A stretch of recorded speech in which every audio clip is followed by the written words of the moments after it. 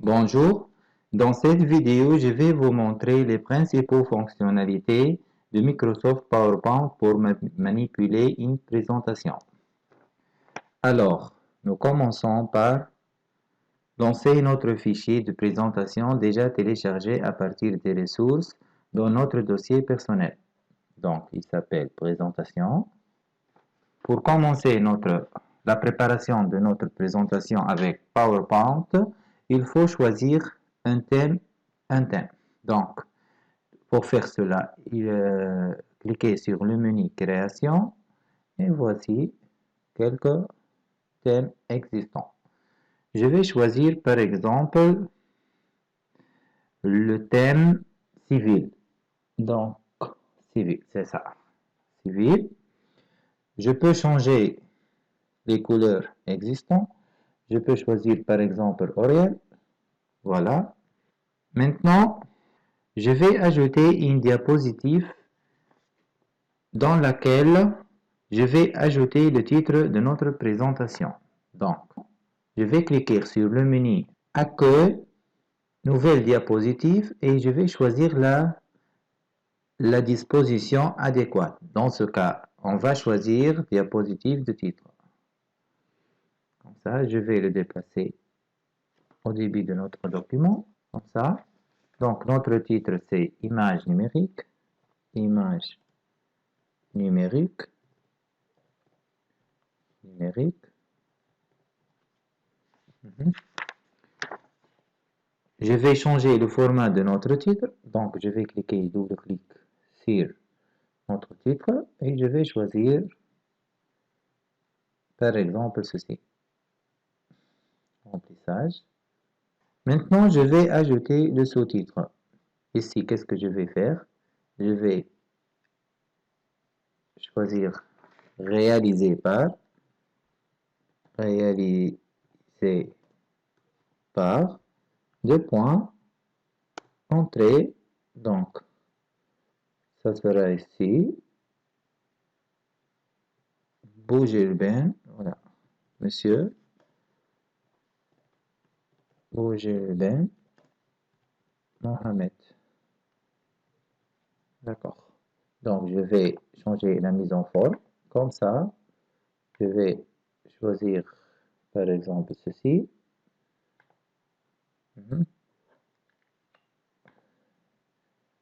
J'agrandis la taille.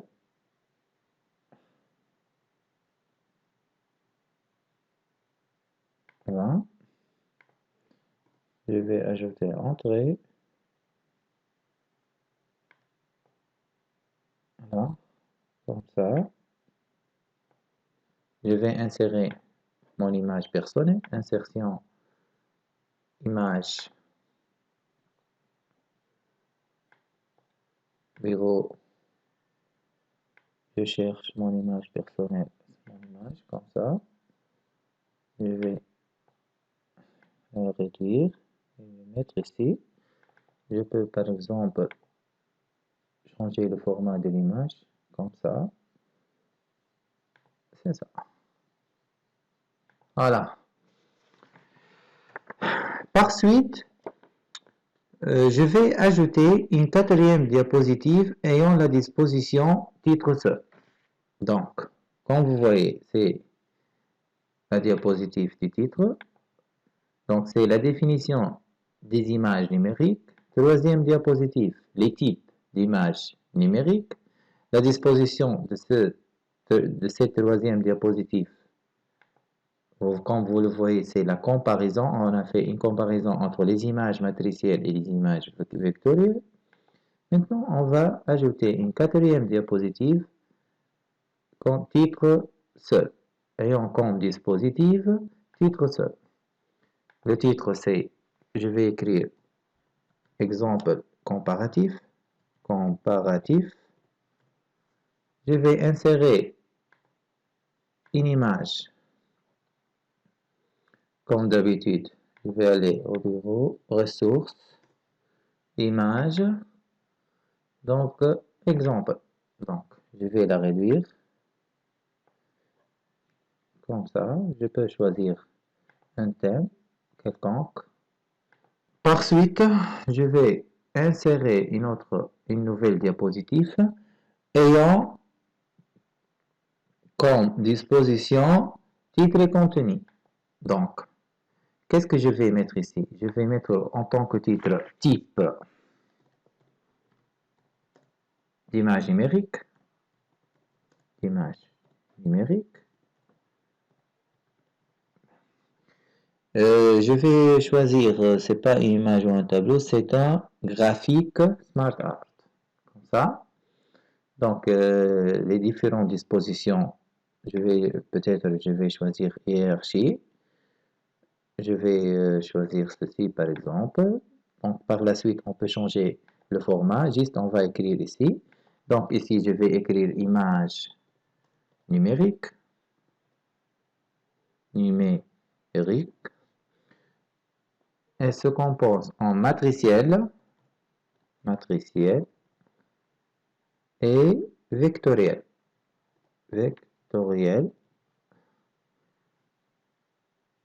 Donc, les types. Donc, concernant les images matricielles, bien sûr, les images non compressées, c'est le BMP. Ici, c'est le JPG compressé. Donc, pour ajouter un autre format, donc c'est pas les types. Ici, je vais changer, ce sont les formats. On les appelle formats d'image numérique. C'est ça. Donc, je vais ajouter un autre format d'image matricielle PNG. Un autre format, c'est le GIF, etc. Pour les images vectorielles, il existe le SVG, AI, Adobe Illustrator, ODG, et bien sûr, des diagrammes, dessins, etc. Diagrammes, etc. Donc, quelques diagrammes. Voilà. Donc, maintenant, je vais fermer ceci. La mise en forme. Donc, je peux choisir, par exemple, ceci. Donc, les différents formats. Je peux choisir, par exemple, ce modèle.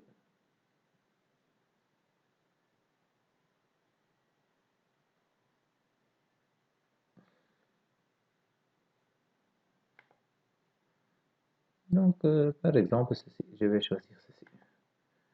Donc, modifier les couleurs. On peut modifier les couleurs. Comme ça, etc. D'accord. Donc, et pour terminer, je vais ajouter, bien sûr, une dernière diapositive de disposition vide. Donc, qu'est-ce que je vais faire ici? Je vais insérer un style Word Art. Je vais choisir peut-être ceci. Donc, je vais écrire merci pour votre attention. D'accord. Donc, comme vous le voyez, je vais le mettre ici.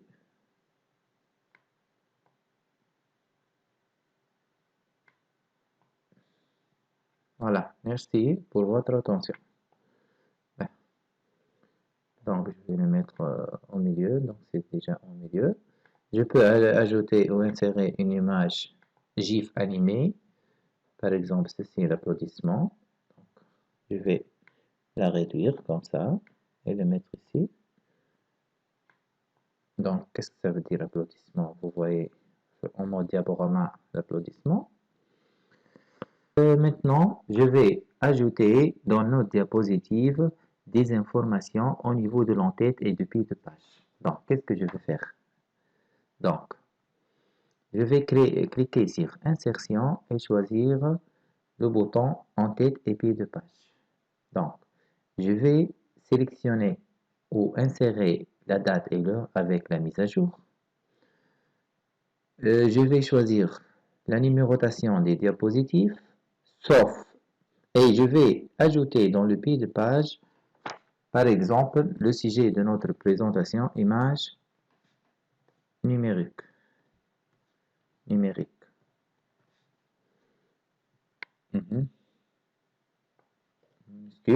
Donc, bien sûr, toujours ne pas afficher ces informations dans la diapositive du titre, qui est la première diapositive.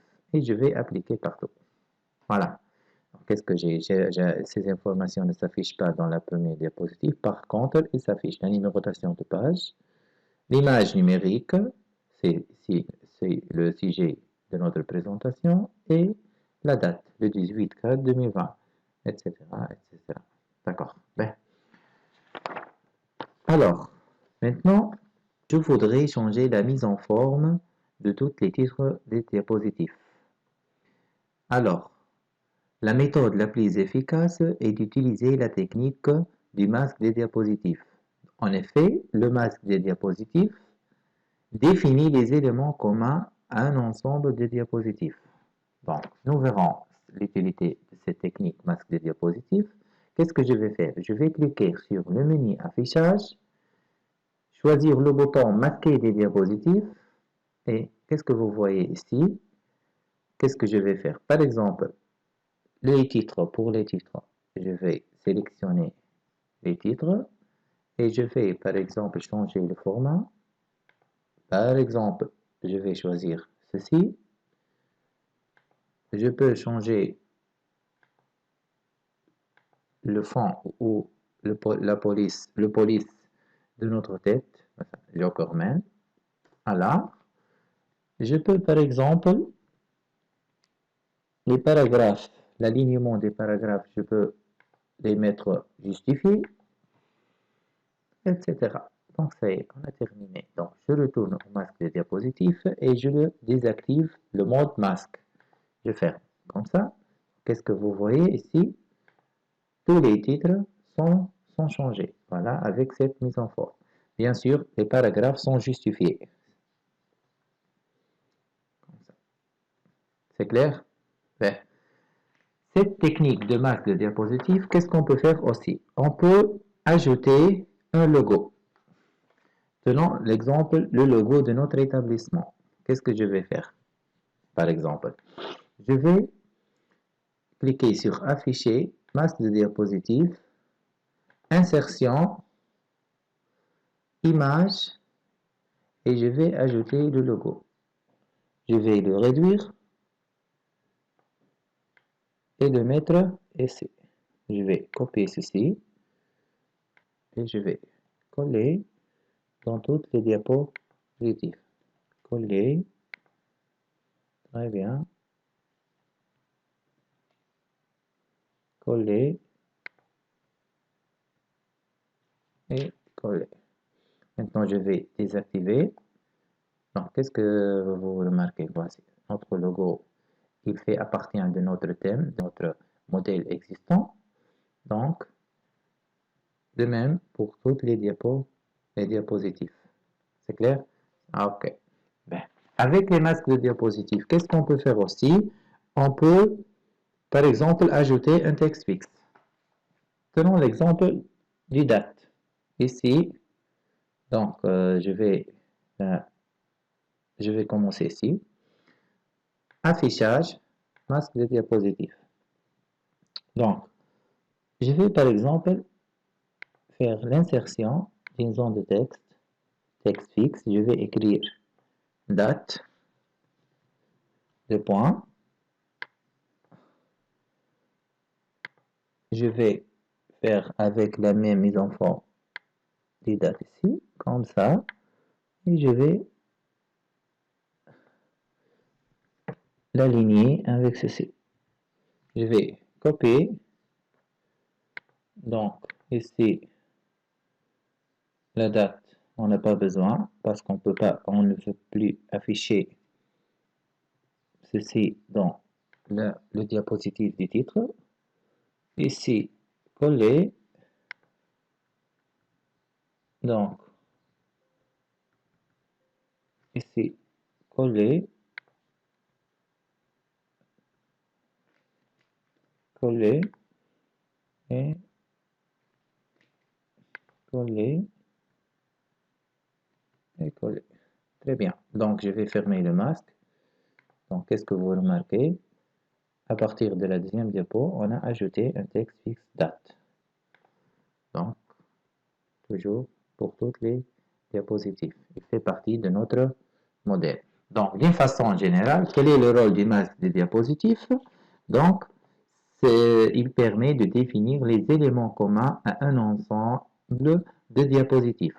Donc, c'est clair. Alors, maintenant, nous passons à l'insertion des liens hypertextes entre les différents diapos de notre présentation. Pour faire, je vais ajouter une nouvelle diapositive ici. Elle a la disposition titre et contenu, comme vous remarquez. Je vais ajouter comme titre plan. Les sous-titres, je vais ajouter des liens vers les différents diapos de notre présentation. Je vais cliquer avec le bouton droit, choisir lien hypertexte. L'emplacement des liens existe dans ce document. Donc, le premier lien, c'est diapo 3 définition. OK. Je fais entrer. Bouton droit, lien hypertexte, type. OK. Bouton droit, lien hypertexte, exemple comparatif. Et pour terminer, bouton droit, lien hypertexte et format d'image numérique. OK.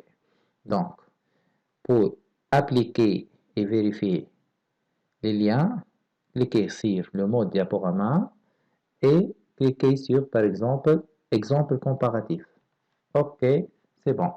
Mais qu'est-ce que vous remarquez? On n'a pas un bouton ou un autre lien qui nous permet de retourner au plan. Pour faire ceci, qu'est-ce que je vais faire? Je vais insérer une forme, un bouton d'action. Par exemple, je vais choisir le mode accueil. Je vais le dessiner ici, comme ça. Créer un lien hypertexte vers la première diapositive, non, vers diapositive 2 du plan. Je vais cliquer sur OK, sur OK. Donc, je vais copier ce bouton d'action avec son lien. Je vais le copier dans les autres diapositives. Donc, comme ça, coller, coller et coller. C'est bon. Donc, juste pour vérifier les liens, je vais en mode diaporama. Par exemple, format d'image numérique. Si je clique ici, je retourne au plan. C'est bon. Le dernier point des liens hypertexte, je vais faire un lien externe vers la source de notre image.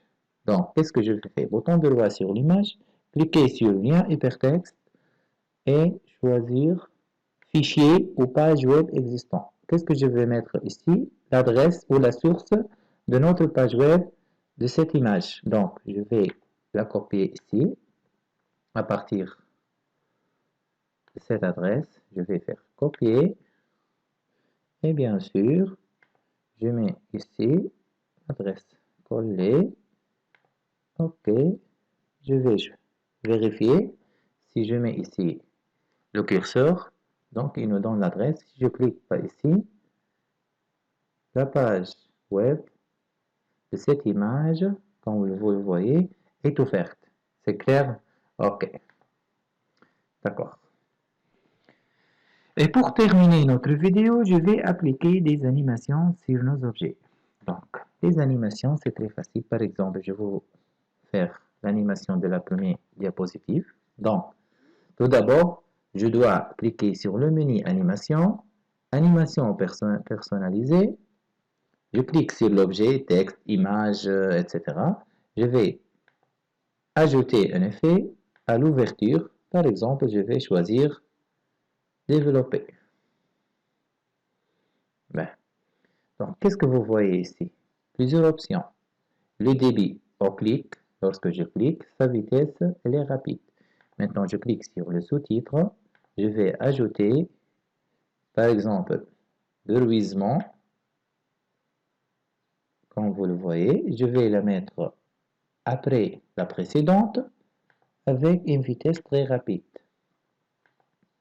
Ici, qu'est-ce que je vais faire? L'image, par exemple, entrée brusque. Je vais la mettre